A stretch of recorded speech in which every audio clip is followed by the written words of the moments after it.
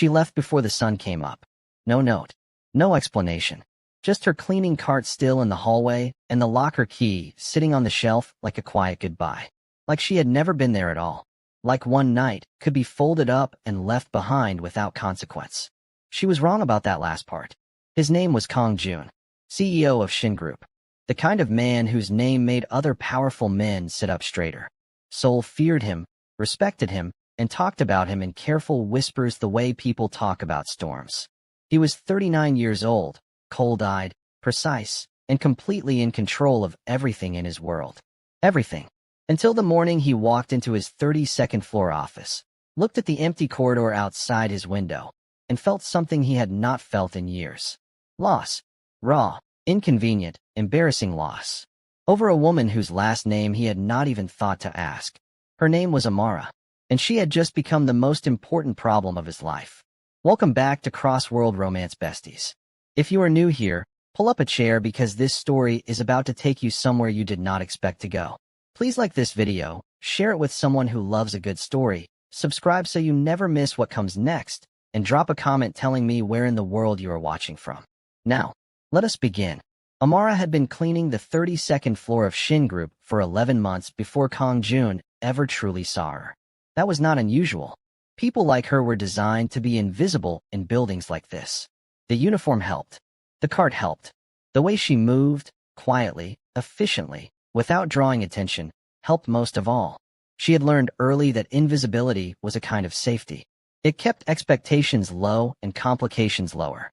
She had come to Seoul from Lagos with a plan that had nothing to do with complications. Finish her savings. Send money home. Keep her head down. Go back with enough to start the small business she had been dreaming about since she was 19 years old. The plan was sensible. The plan was working. Then came the Thursdays. It started the last Thursday of October. Amara had been finishing the far end of the corridor when the elevator opened and Kang Joon stepped out. This was not unusual. He worked late. What was unusual was that he did not go straight to his office. He stood at the floor-to-ceiling window at the end of the hall, jacket folded over one arm, collar open at the top, and looked out at Seoul like it had done something to disappoint him. She kept working. She did not look at him. She was very good at not looking at him. The problem was that she had been very good at it for 11 months, and it had never gotten easier. Because Amara had noticed Kang Joon on her very first week. She had not wanted to. She had taken one look at him stepping out of his car in the basement car park on a rainy Tuesday morning, surrounded by men who moved for him before he asked, wearing a charcoal suit that probably cost more than her monthly salary, with a face that was all sharp lines and contained authority, and she had thought one clear thought. Absolutely not. And then she had gone upstairs and cleaned his floor and told herself to behave. She had been telling herself to behave for 11 months. She was getting tired. That Thursday in October, she was pushing her cart past the window when he spoke. Not to an assistant. Not into his phone. To her. "Have you eaten?" he asked. She stopped moving. She was sure she had misheard. She looked up slowly and found him watching her. Not the way men sometimes watched her. With that lazy assessment, she had learned to deflect. He was watching her with what looked like genuine, uncomplicated concern. Like a question he actually wanted the answer to. "Yes," she said, which was half true. She had eaten a granola bar at 4 that afternoon. He looked at her the way a man looks when he does not entirely believe you, but has decided not to press. He nodded. "Good night," he said, and went back inside. She stood in that corridor for 3 full seconds before she remembered she had a job to do. The following Thursday, he was there again. This time he asked where she was from. She told him Nigeria. He nodded slowly, like he was filing the information somewhere important. He asked what part. She told him Lagos. He asked what Lagos was like, and she found herself, against every better instinct she possessed, actually telling him. The noise. The color. The way the city never really slept, just shifted gears. The smell of rain on hot concrete. The food she missed so badly it was almost a physical ache. He listened. Not with the distracted patience of someone waiting for their turn to speak. He actually listened. Like what she was saying mattered. She went home that night and had a very firm conversation with herself. The conversation did not take. The following Thursday she came back, and he was there again, and she stopped pretending she was not looking forward to it. By the 4th Thursday, she knew she was in trouble. Not because anything had happened. Because nothing had happened, and she still thought about those 20 minutes more than she thought about anything else that week. That was the part that scared her. Not his power. Not the distance between their worlds.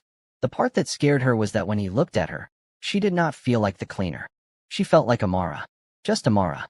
And she had not felt like just Amara in a very long time. Now, if you have been nodding along because you have ever felt seen by someone who was not supposed to see you, drop a heart in the comments.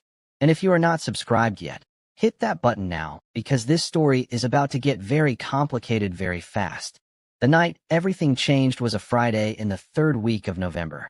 Amara had forgotten her phone on the supply shelf on the 32nd floor. It was late. She had already changed and was headed home when she realized.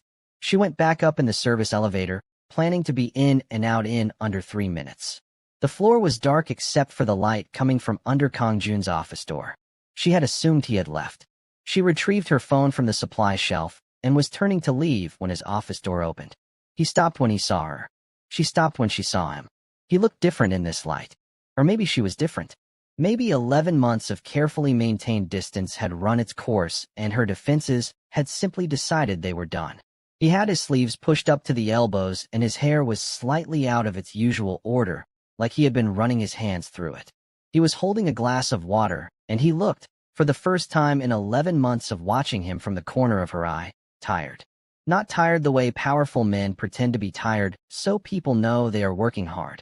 Tired the way people get when they are carrying something heavy and have been carrying it so long they have forgotten what it felt like not to. "You came back," he said. "I forgot my phone," she said. Neither of them moved. The air in that corridor was doing something it had not done before. It felt charged. Heavy.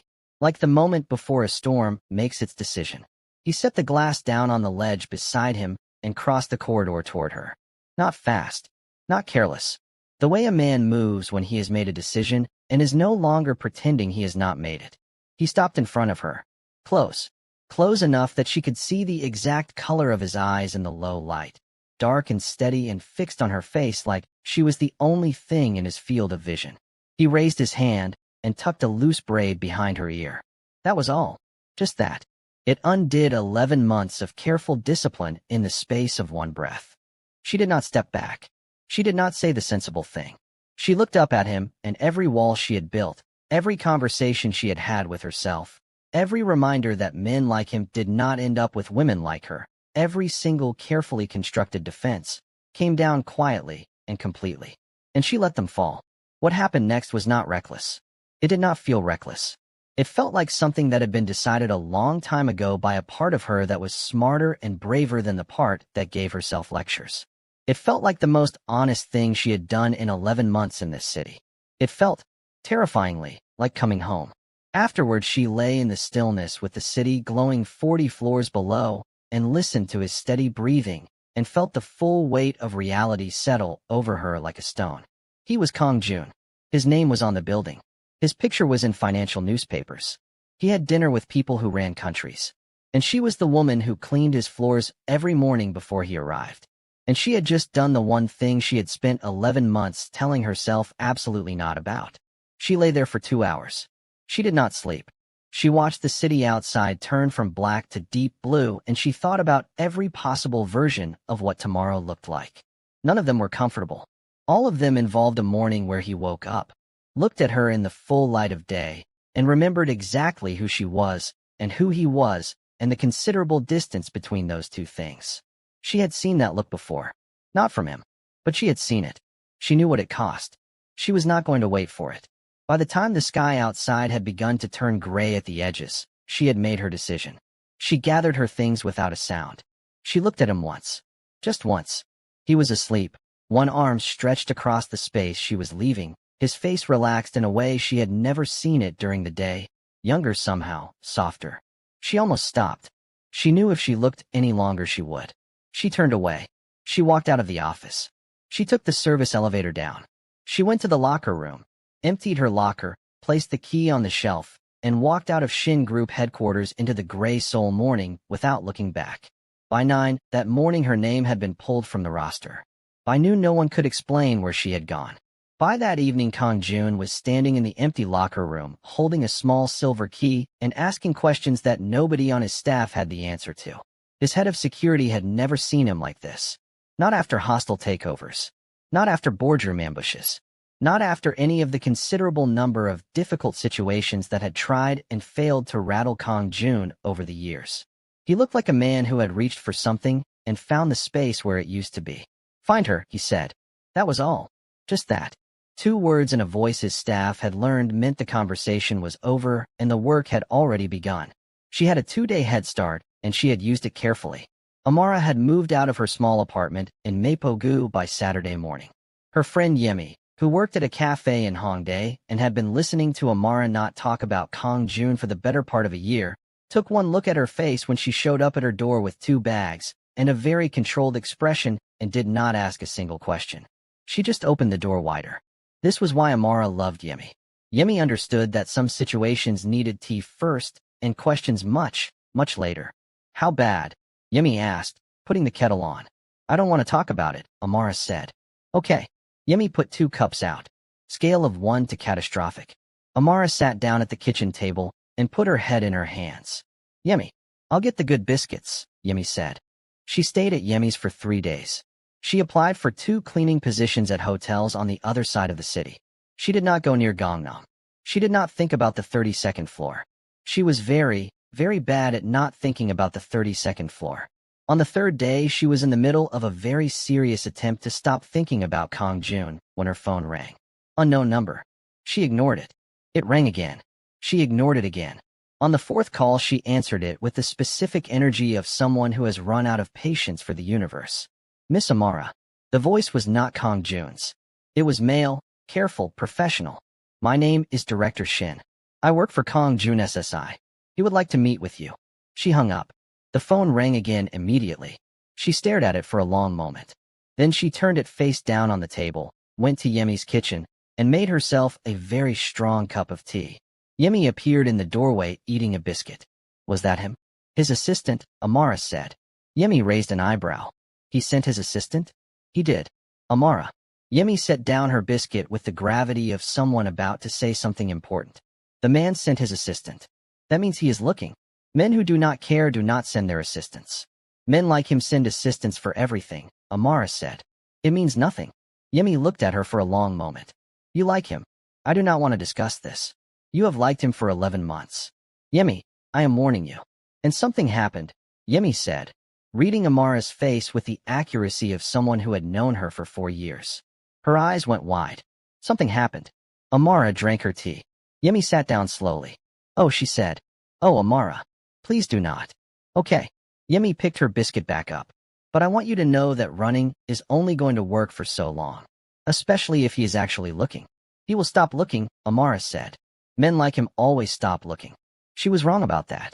She would find out exactly how wrong on a Tuesday morning 9 days after she left, when she walked out of her new hotel job interview on the south side of the city, turned a corner, and walked directly into the chest of Kang Joon.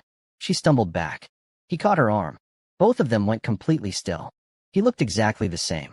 Somehow she had expected him to look different. Smaller maybe. Less. She had spent 9 days working very hard on a version of him in her head that was manageable. The actual version standing in front of her, with his hand warm around her arm and his eyes doing that thing where they settled on her face and did not move, was deeply unmanageable. "You have been difficult to find," he said. His voice was the same too. Low. Unhurried. Like a man who had all the time in the world and had decided to spend it here. She stepped back. He let her arm go. She told herself the fact that she immediately wanted him to take it again was irrelevant. "How did you find me?" she asked. "I have resources," he said. "That is not an answer. It is the honest one." He looked at her steadily. "Will you have coffee with me?" She stared at him. Of all the things she had prepared herself to say if this moment ever happened, and she had prepared many things, none of them had accounted for him being this calm. She had expected cold, entitled, an explanation she owed him, delivered in the tone of a man who was owed explanations. She had not expected him to stand on a pavement in Yongsan looking at her like she was the thing he had been looking for, and he was simply relieved to have found it. "Why?" she asked. "Because I want to talk to you," he said. "About what happened. About you leaving without saying anything." A pause. "About why you looked afraid." She had not expected that either. "I was not afraid," she said. which was only partially true, and he seemed to know it. Coffee, he said again. 30 minutes. You can leave whenever you want. She told herself she was going to say no. She told herself this very firmly and with complete conviction. Then she heard herself say 30 minutes and watched his expression shift into something that was not quite a smile, but lived in the same neighborhood. They walked to a small cafe on the corner that was quiet enough to talk and crowded enough that she did not feel trapped. He ordered for both of them without asking, then caught himself and looked at her. Sorry, he said. I defaulted. Do you want something else? She blinked. She had not expected him to catch himself, or to apologize for it. No, she said. That's fine. He wrapped both hands around his cup. He looked at her across the small table with the focused attention she had gotten used to in those Thursday corridor conversations, and said, Tell me why you left. She had prepared for many versions of this conversation. This direct version still caught her slightly off guard. I think you know why, she said. I know what you think the reason is, he said. I want to hear it from you. She looked at her coffee. I cleaned your floors, Kang Joon SSI. You are the CEO of a company with offices in 11 countries. Those are not two things that belong in the same sentence. I disagree, he said, simply, without drama. Of course you do, she said. You have never been on the other side of that sentence. A pause. He considered this. That is fair, he said. But you did not leave because of the gap between our positions. People do not run from things they do not care about. He looked at her. You ran because you cared. And that scared you. The accuracy of that landed somewhere uncomfortable in the center of her chest. She did not confirm it. She did not have to. I am not going to pretend I have this completely figured out, he said. But I know what those Thursday evenings meant to me. I know what last Friday meant to me. And I know that waking up and finding you gone was the worst morning I've had in a very long time. He paused. I am not asking you for anything enormous. I am asking you not to disappear. Amara looked at him for a long moment. The sensible part of her brain, the part that had gotten her through 28 years of life with minimal catastrophe, was composing a very reasonable speech about why this was still a terrible idea. The rest of her was looking at this man sitting across from her with his hands around a coffee cup and his eyes completely open, and thinking that she had never in her life wanted to trust someone the way she wanted to trust him right now. I just started a new job, she said finally. I know, he said. She looked at him. How do you know? Resources, he said again, with something in his expression that might, on a different face, have been sheepish. She stared at him. Are you having me watched? No. I had your employment history checked. To find you. He paused. I realize that sounds worse. She almost laughed. She stopped herself, but it was close. It sounds insane, she said. I know, he said. I am aware of how I am coming across. I have never done anything remotely like this before. You are doing something to my judgment. This time she could not stop the small sound that escaped her. Not quite a laugh. Something adjacent to one. He watched it happen with an expression that did something very unfair to her composure. Don't do that, she said. What? Look at me like that. Like what? She picked up her coffee. Like I just said something that pleased you. You laughed, he said. I have been trying to make you laugh for 9 days. She put her coffee down. You have been looking for me for 9 days. Yes. Kang Joon SSI. Kang Joon, he corrected quietly. Just Kang Joon. She looked at him across the small table with his coffee and his open expression and his 9 days of looking, and she felt something shift inside her. Not collapse. Not surrender. Something more like a door, very slowly, deciding to open. I am not promising anything, she said. I know, he said. And I am keeping my new job. Of course, he said. And this, she gestured between them, goes at my pace. He nodded. Whatever pace you need. She picked up her coffee again. She looked at him over the rim of it. You are very strange for a CEO, she said. This time something moved in his face that was unambiguously a smile. Small. Real. The first one she had seen on him that did not have anything careful behind it. It changed his whole face. She was in very serious trouble, and she knew it. If this story already has you feeling something, hit that like button right now and drop a comment, because I want to know what you are thinking. We are just getting started. The following weeks did not go the way Amara had planned, mainly because she had planned to keep very careful manageable distance, and Kang Joon had plans of his own. He did not push. He was not overbearing. He did not show up at her job or call constantly or do any of the things she had half expected from a man used to getting what he wanted immediately. What he did instead was worse. He was patient. He showed up when she said he could and did not when she said he could not. He asked questions and actually listened to the answers. He remembered things. Small things. That she took her coffee with a specific amount of milk. That she hated mornings but was always awake by 6 anyway. That she called her mother every Sunday at 8 and went quiet for an hour afterward because the call always reminded her of how far she was from home. He did not make a production of remembering these things. He just did. And that, more than anything, was what dismantled her. By the end of November, she had stopped keeping count of how many times she had talked to him. By mid-December, she had stopped pretending to herself that she was just seeing how this went. By the time Seoul's first real cold hit and turned the streets outside her new apartment white at the edges, she had stopped pretending entirely. She was falling for Kang Joon with the steady, helpless momentum of someone who had been falling for a long time and had only just looked down. She had not told Yemi this. Yemi knew anyway. Yemi had been insufferably smug about it for 2 weeks. I said nothing, Yemi said, the third time Amara mentioned Kang Joon in a 20-minute conversation. You are saying so much right now with your face, Amara said. I simply said it is nice that you are smiling more. Yemi sipped her drink. I said absolutely nothing about the CEO. Yemi, I am being very supportive, Yemi said, smiling into her cup. What Amara did not know, what she was not supposed to know yet, was that the world Kang Joon moved in had noticed her before she had noticed it. And the world Kang Joon moved in was not a world that welcomed complications warmly. Shin Group's board had not survived 4 decades and 2 economic crises by being relaxed about the personal lives of its leadership. Kang Joon's relationship status was, to several people in very expensive suits, a matter of corporate interest. There had been expectations. A particular kind of woman. A particular kind of marriage. The kind of arrangement that strengthened alliances and kept the right names in the right rooms. These expectations had existed for years, and Kang Joon had met them with the same controlled indifference he met most things he had not chosen. But the rumors had started 3 weeks ago. His assistant had been indiscreet, not intentionally, but the wrong person had overheard the wrong conversation. By the time it reached the board, it had been filtered through enough versions to have acquired specific detail.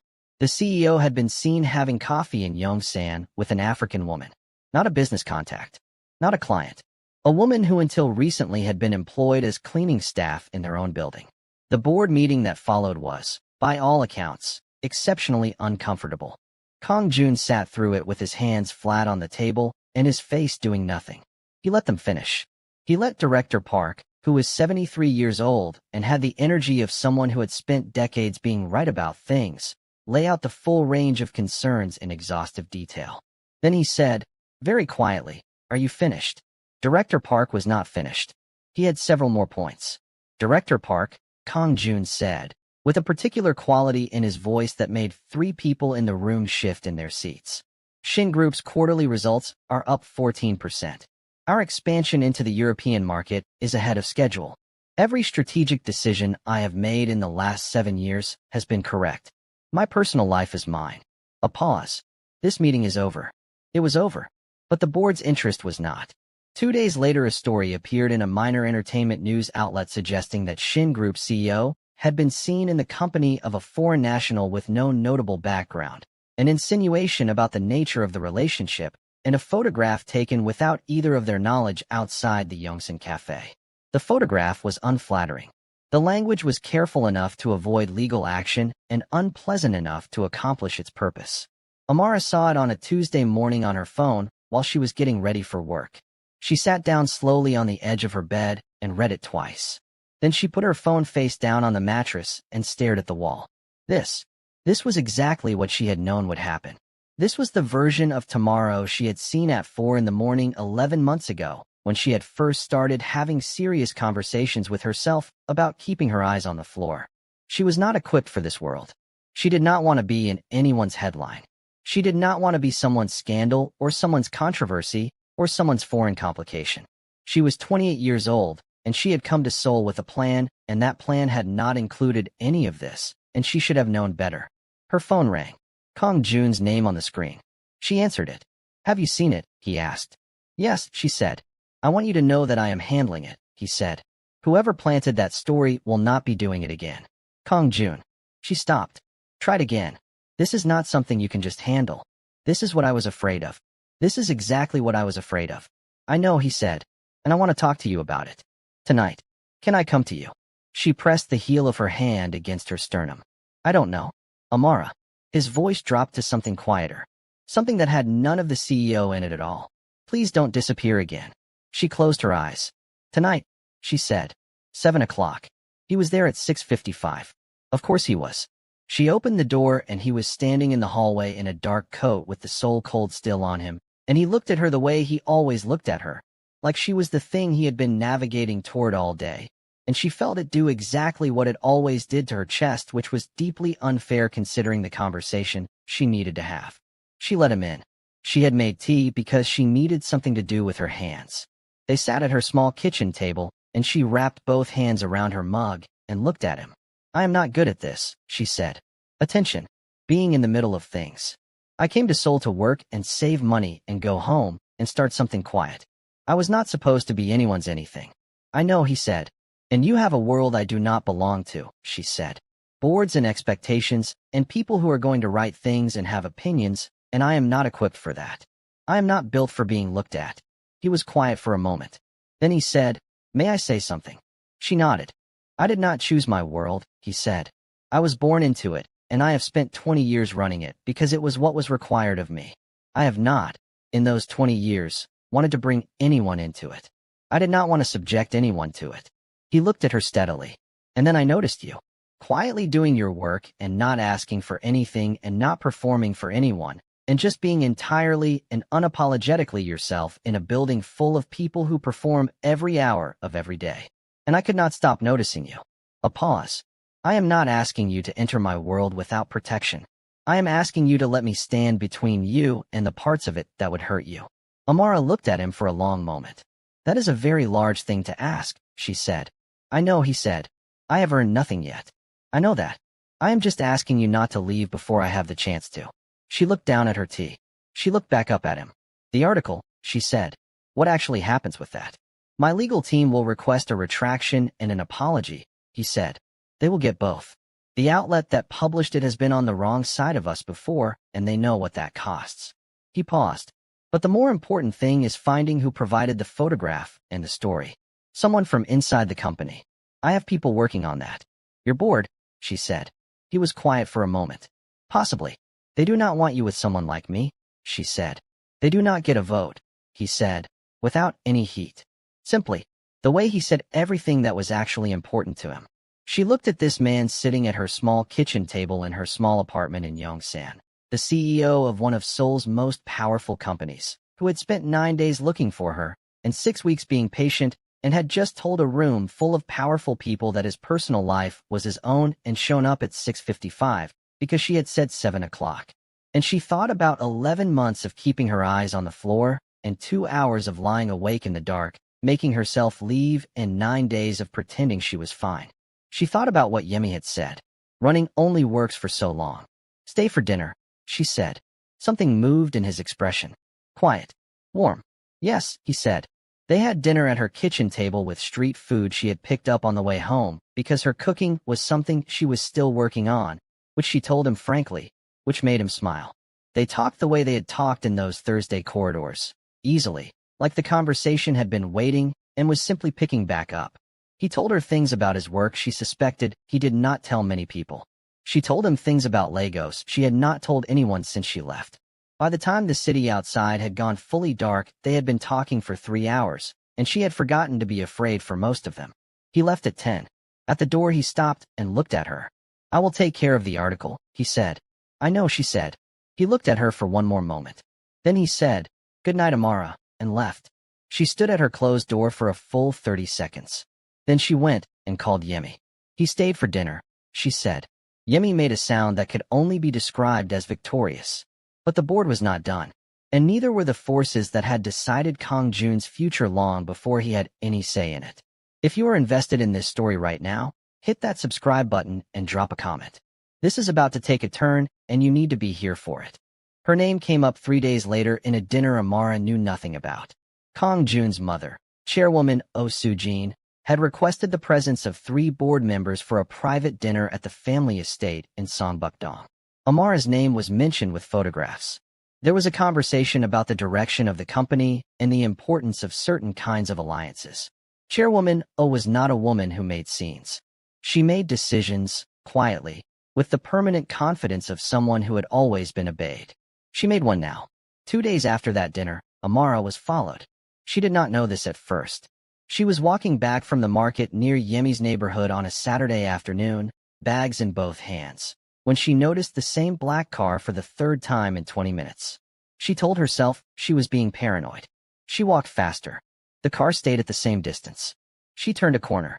It turned. She walked into a convenience store and stood at the back pretending to look at drinks for 4 minutes. And when she came out, the car was parked across the street.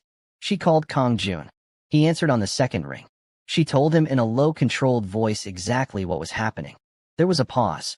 Then his voice went to something she had not heard from him before. Quiet in a different way. Still. The way water goes still just before something moves beneath it.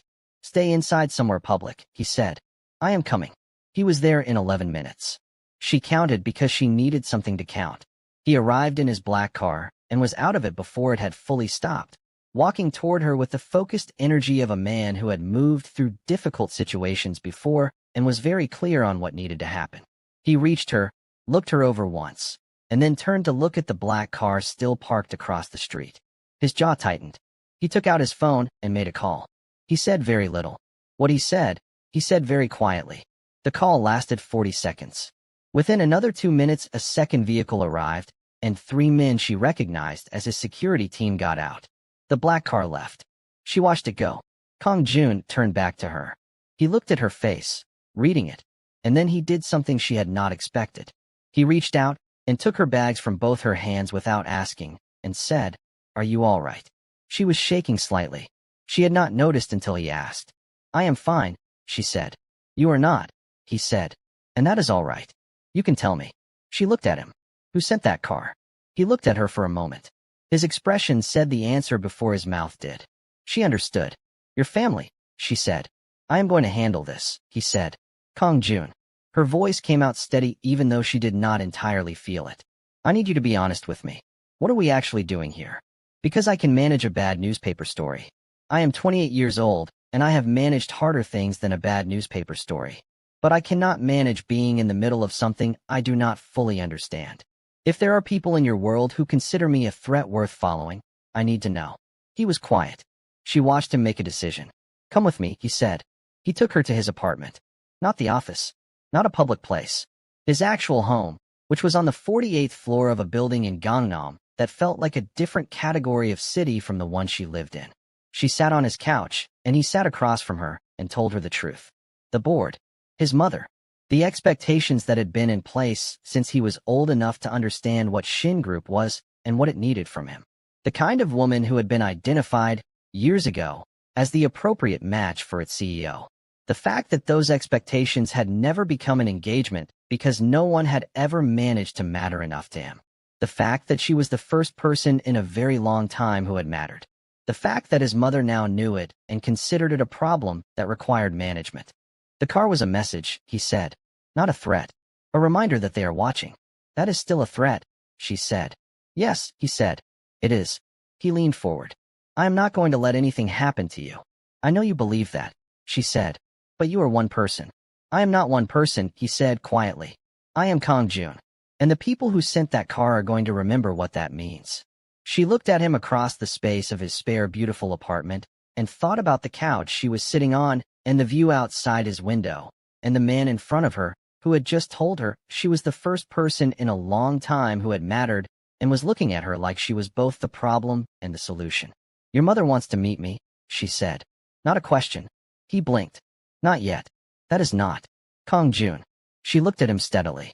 If this is real, and I am starting to think it is, then the answer is not for you to stand between me and your world forever. The answer is for me to stand in it. She paused. Set up a meeting with your mother. He stared at her. You heard me, she said. A long silence. Then something shifted in his expression. Something that was not quite awe, but was its quiet neighbor. Are you sure, he asked. No, she said honestly. But I am also not afraid of one woman's opinion of me. She paused. Arrange it. He arranged it. Chairwoman Oh Soo-jin met Amara on a Thursday afternoon at the family estate in Songbuk-dong. It was the kind of house that communicated wealth without performing it. Old trees, quiet rooms, furniture that had been in the same positions for decades. The chairwoman herself was 70 years old, small and immaculately dressed, with the eyes of someone who had spent a lifetime evaluating people and rarely been wrong. Amara wore a deep green dress she had bought specifically for this meeting. She wore her braids up. She walked in with her back straight and her hands still, and she met Chairwoman O's eyes directly when they were introduced and held them. The chairwoman said nothing for a long moment. She was looking at Amara with the careful attention of someone taking inventory. Then she said, in precise accented English, "Sit down." They sat. Tea was brought. The chairwoman poured with the deliberate grace of someone who had done this 10,000 times and was doing it as much to see what Amara did with the pause as anything else. Amara waited. "You are not what I expected," Chairwoman O said. "I rarely am," Amara said. A pause. Something moved in the older woman's expression. Not warmth. Not yet. But something like interest. "You left," the chairwoman said. "In November. Without anything. You simply went." "Yes," Amara said. "Why?" "Because I was afraid of exactly this," Amara said. "People in expensive rooms deciding whether I am appropriate." The chairwoman was quiet for a moment. "And yet you came." "Because he matters to me," Amara said. "And if I am going to be in his life, I would rather know who else is in it." Another pause. Longer this time. The chairwoman looked at her tea. Then at Amara. Then out the window at the old trees in the garden. Then she said, "My son has spent 20 years being exactly what this company needed. He has never, in that time, asked me for anything personal. He has never brought anyone home. He has never, as far as I have seen, been interested enough in anyone to look for them." She paused. "He spent 9 days looking for you." "I know," Amara said. "That is not nothing," Chairwoman O said. "For a man like my son, that is extraordinary." She looked at Amara for a long moment. "I sent that car." "I know," Amara said. "I wanted to see what you would do," the chairwoman said. "Run again. Or stay." Amara held her gaze. "I stayed." Chairwoman O was quiet. Then she picked up her tea. "The board will not stop easily," she said. "They have interests they consider more important than my son's happiness. They will create obstacles. They will use the press again. They will find other methods." She set her cup down. "You should know this." "Thank you for telling me," Amara said. "Do not thank me," the chairwoman said. "I am not doing this for you. I am doing this because my son woke up and looked for something for the first time in 20 years, and it would be a waste to let other people's politics take it from him." She paused. "And because you did not flinch when you walked in here." A very small pause, which I respected. Amara looked at this small, precise woman sitting in her old estate and said, "May I ask you something?" "You may." "Did you ever wish someone had stood in a room for you?" A silence. Something moved in the chairwoman's face. Old and private and not for sharing. But she looked at Amara with something different in her eyes than when she had walked in. "Yes," she said quietly. "I did." Kang Joon was waiting in the car outside. When Amara came out, he was out of the car before the door was fully open, reading her face before she had said a word. "How is it?" he asked. "Interesting," she said. "Are you all right?" "I am fine." She looked at him. "She is not as opposed as you think." He looked at her for a long time. Then he said, "What did you say to her?" "I was just myself," Amara said. He looked at her with that expression he sometimes got that had nothing calculated in it at all. "Come on," he said softly. "I am taking you to dinner. Somewhere warm."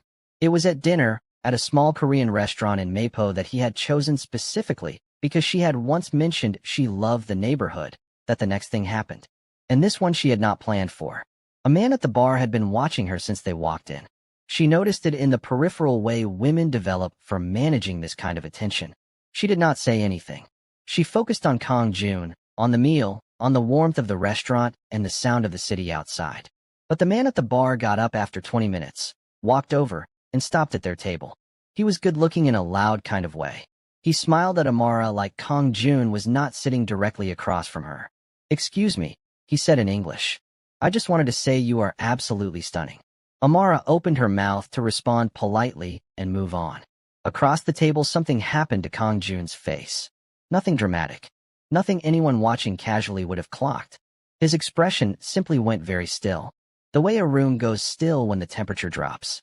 "She is with me," he said, quietly, completely without aggression. and somehow that made it worse. The man glanced at Kang Joon. Read the room, or tried to. I was just giving a compliment, he said. You gave it, Kang Joon said. Good night. It was the quality of those two words. The total absence of threat in them, and the total presence of finality. The man left. Amara looked across the table at Kang Joon. His eyes came back to her. His jaw was slightly set. He picked up his glass. That was not necessary, she said. He was making you uncomfortable, he said. I can handle uncomfortable, she said.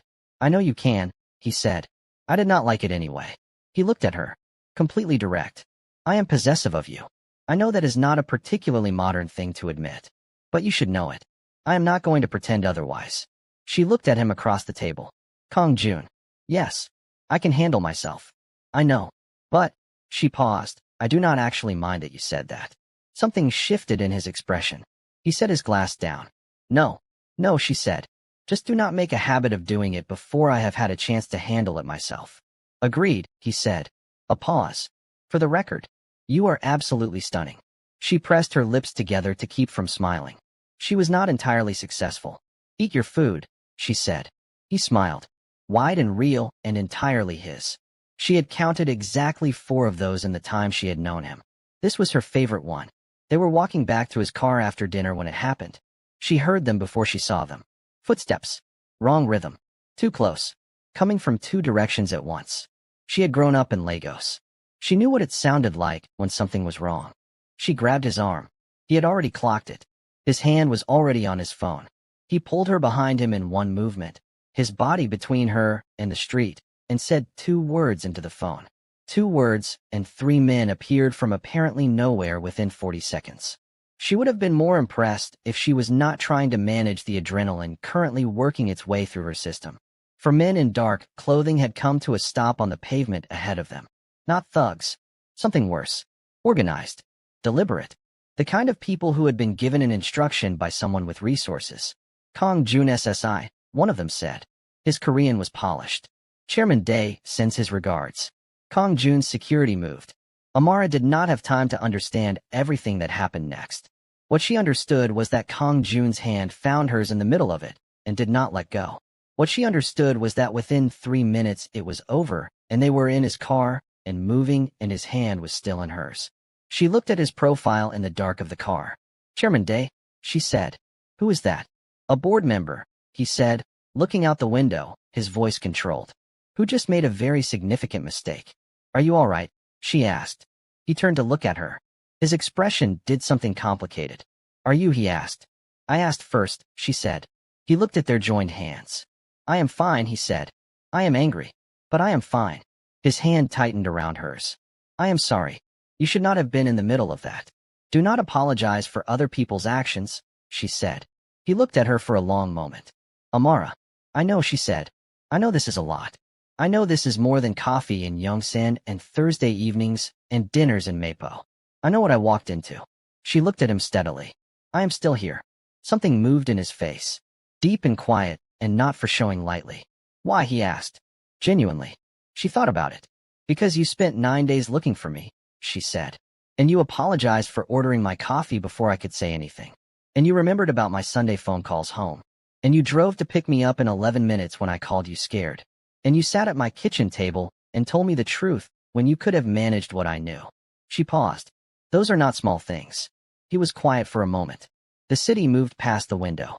Then he said, very quietly, I have never wanted to protect someone the way I want to protect you. I know, she said. And I am not going to tell you not to. I am just going to ask that you protect me with me, not instead of me. He looked at her. Yes, he said. Just that. Yes. Chairman Dae's mistake cost him considerably. Kang Joon moved with the precision and patience of a man who had been in this world long enough to know that the response to aggression was not more aggression. It was consequence. Delivered quietly. Through the right channels. With the thoroughness of someone who intended it to be the last time. By the end of the week, 3 board members had resigned. Chairman Dae had submitted his letter the morning after Kang Joon sat across from him in a meeting room and laid out, without raising his voice once, exactly what Kang Joon knew. Exactly what evidence existed, and exactly what would happen if any further action was taken against anyone in Kang Joon's personal life. Chairwoman Oh, who had been briefed, said nothing publicly. But she called Kang Joon the morning after and said 3 words. "Well done, son." He told Amara this, and she laughed. Properly. The way she laughed when something genuinely delighted her. And he sat and watched her laugh with the expression of a man who had just confirmed something he suspected. And please, if you are watching this story unfold and you are feeling every single moment of it, please subscribe right now and share this video with 2 people who need a good story today. Let us keep going. The weeks that followed were the quietest they had had. Not empty. Kang Joon did not do empty, but uncomplicated. Amara kept her job, and he did not comment on this even though she knew he had opinions. She kept her apartment, and he did not comment on this either even though she noticed he had started keeping things there. A book. A spare phone charger. The particular brand of tea she did not drink, but he did, which appeared in her kitchen one evening, and she chose not to mention. They were figuring out the shape of this, which was not a perfect process. He was a man accustomed to decisions made and executed. She was a woman accustomed to making her own way and not asking for anything. These 2 things occasionally created friction of the civilized, interesting variety. He booked restaurant tables without asking, and she told him she preferred to pick the place sometimes. He sent a car for her when it was late and she appreciated it, but told him to ask first. He adjusted. She let herself accept help in small increments, which for her was its own kind of courage. On a Sunday evening in February, she was on the phone with her mother when Kang Joon arrived at her apartment. He had a key now. She had given it to him without ceremony 3 weeks ago, just handed it over in the middle of a conversation about something else, and he had taken it with the same casualness, like it was the most natural thing. She had noticed him take it out that evening and look at it for a moment when he thought she was not watching. She said nothing. She had stored it. He came in quietly while she was still on the phone and went to the kitchen and started making tea. He could hear her mother's voice through the phone, warm and Nigerian and insistent with love. Her mother asked who was there. She told her it was a friend. Her mother, who was no one's fool, said in Yoruba, "A friend who knows where the tea is." Amara changed the subject. Kang Joon pretended he had not heard. He was smiling at the kettle. After the call, she came and sat beside him at the kitchen table and took the tea he had made, and he looked at her with that open expression and said, "Good call. She wants me to come home for a visit," she said. "When?" She looked at him.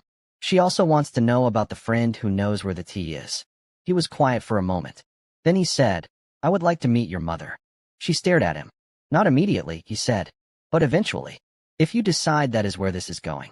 Kang Joon. "Yes. Are you saying what I think you are saying?" He looked at her steadily. "I am 39 years old," he said.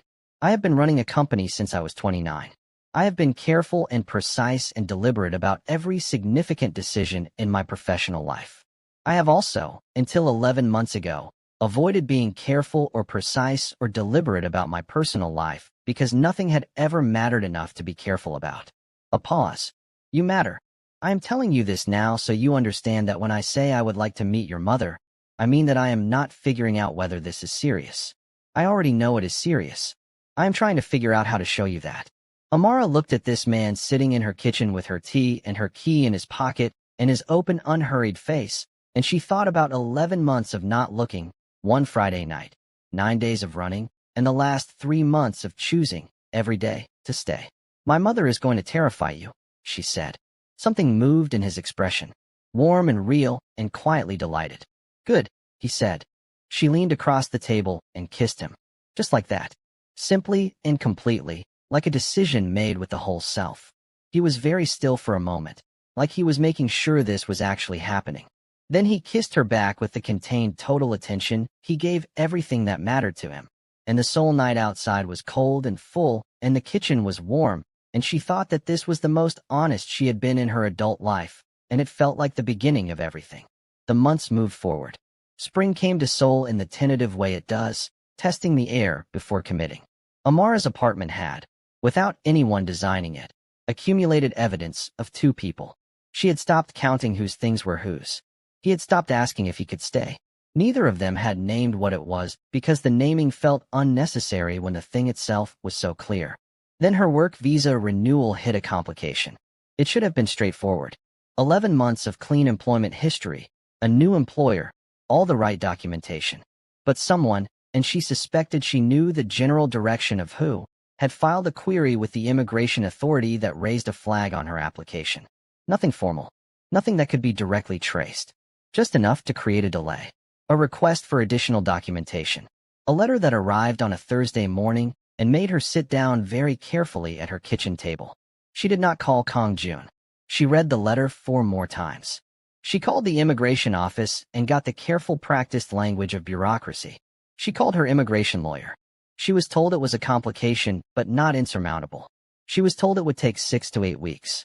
She was told that during that period she technically could not legally work. She sat with this for a full afternoon before she told Kang Joon. He read the letter once. He set it down on the table. He was very still for a moment, and then he took out his phone and made a call. She put her hand on his arm. "Wait," she said. He looked at her. "I do not want you to fix this," she said. "Not yet. I want to try my way first." He looked at her. His jaw was tight. "Amara, please," she said. "Let me try." He put his phone down. It cost him. She could see it cost him. 2 weeks, he said. "You have 2 weeks. If it is not resolved, I am making the call." "Fair," she said. She spent 11 days working with her lawyer and gathering documentation and writing letters with the focused, methodical patience of a woman who had built things from nothing before and knew that persistence was a form of power. On the 12th day, the flag was cleared. The application was processed. On the 13th day, she received confirmation of her renewed visa and sent Kang Joon a message that said simply, "My way." He called her immediately. "You are extraordinary," he said. "I know," she said. She could hear him smiling. "Come to dinner with me tonight." "Which kind of dinner?" she asked. "Our kind," he said. "And I want to take you somewhere after. There is something I want you to see." He took her to Namsan after dinner. They walked up in the spring night with the city spreading below them in every direction, and she thought there was no way to stand at the top of this and not feel something. He walked beside her with his hands in his pockets, and she could tell he was working up to something the way she had learned to read the quality of his silences. They stopped at the top and looked out at Seoul together. She could feel him looking at her. "Amara," he said. She turned. He was not on one knee. He was standing in front of her with the city lights behind him, and something in his face she had never seen before. Not quite vulnerable. Something more decided than vulnerable. He reached into his coat pocket and brought out a small box. "I am not doing this because of the visa," he said. "I was going to do this before. I had the timing wrong. I kept waiting for the right moment, and I have recently decided that there is no right moment for things this important. You just do them." She looked at the box. She looked at him. She felt the spring wind off the mountain and the city below, and 11 months of careful distance, and 9 days of running, and 3 months of staying, and everything between them that had been built one Thursday evening at a time. "I do not have the right to ask you to make your life here," he said. "I know this is not where you planned to land. I know you had a plan, and it was a good plan, and I was not in it. But I would like to be in whatever the next plan is. I would like to be the person you call on Sundays after your mother. I would like to meet her and earn whatever she decides to think of me." A pause. "I would like to build something with you. Something real. Here or wherever it needs to be. On your terms. At your pace." She looked at the ring in the box. Simple. Gold. A small diamond that did not shout. He had known she would not want anything that shouted. "You had this planned," she said. "For 3 weeks," he said. "You are not very patient," she said. "I am extremely patient," he said. 3 weeks is extraordinary restraint for me." She looked at him for a long moment with the city behind him and the spring wind moving through, and everything she had told herself for 11 months about not reaching for the thing behind glass. She had been wrong. Glass was not always a barrier. Sometimes it was just the distance you had to decide to cross. "Yes," she said. He looked at her. "Yes. Yes, Kang Joon." She felt the smile break across her face, wide and unguarded, the kind she had stopped hiding months ago. "Yes." He put the ring on her finger, and then he held her face in both hands the way he did when something mattered completely, and looked at her, and she looked back at him, and the city was below them, and the night was full, and she thought, "I was supposed to keep my eyes on the floor. Look at this. Look at all of this." He kissed her at the top of Namsan with Seoul glittering in every direction, and she kissed him back with everything she had, and neither of them was pretending about anything anymore. She called her mother the next morning. Her mother cried. Then she demanded to know if he was handsome. Amara looked at Kang Joon across her kitchen table and said, "He is fine." Kang Joon, who had been pretending not to listen, looked at her with deeply offended dignity. She covered her mouth. Her mother said she expected to meet him very soon. Kang Joon, who could hear all of this, nodded seriously. She told her mother yes. Her mother switched to Yoruba to say something that made Amara laugh so hard she had to put the phone down. She told him afterward, roughly, what her mother had said. His expression was priceless. I cannot decide, he said, whether to be alarmed or impressed. Be both, Amara said. That is the appropriate response to my mother. Yemi, when told, produced a reaction that could be heard from the corridor. She came over that evening with a bottle of wine and sat across from both of them and looked at Amara with an expression that was pure I told you so, without a single word required. You said nothing, Amara reminded her. I am saying nothing now, Yemi said virtuously, pouring wine. Then she looked at Kang Joon. You know you are going to have to go to Lagos. I know, he said. Her mother is, Yemi started. Yemi, Amara said. Wonderful, Yemi finished. She is absolutely wonderful. You will love her. She lifted her glass. To Amara finally stopping being ridiculous. That is not a toast, Amara said. It is my toast, Yemi said. Kang Joon lifted his glass. He was smiling. To Amara, he said, looking at her, who cleaned my floors and refused to be invisible and ran away and came back and did it all on her own terms. A pause. And to the very good decision I made to stay late on Thursdays. Amara lifted her glass. Her chest was so full she almost could not speak. To Thursdays, she said. They went to Lagos 3 months later. Amara's mother, who was exactly as formidable and warm and overwhelming as advertised, opened her door and looked at Kang Joon for a full 5 seconds before pulling him inside and feeding him more food than he had ever seen in one place. He ate everything. Her mother noted this approvingly. He asked questions about Lagos and listened to the answers, and Amara watched her mother's expression shift from assessing to decided by the second day. On the third day, her mother pulled Amara aside in the kitchen and said in Yoruba, He looks at you the way your father looked at me. Amara had not expected that. She stood in her mother's kitchen with the Lagos heat outside the window and felt something settle in her very completely. Yes, she said. He does. Her mother nodded. Good, she said. Then she went back to the stove.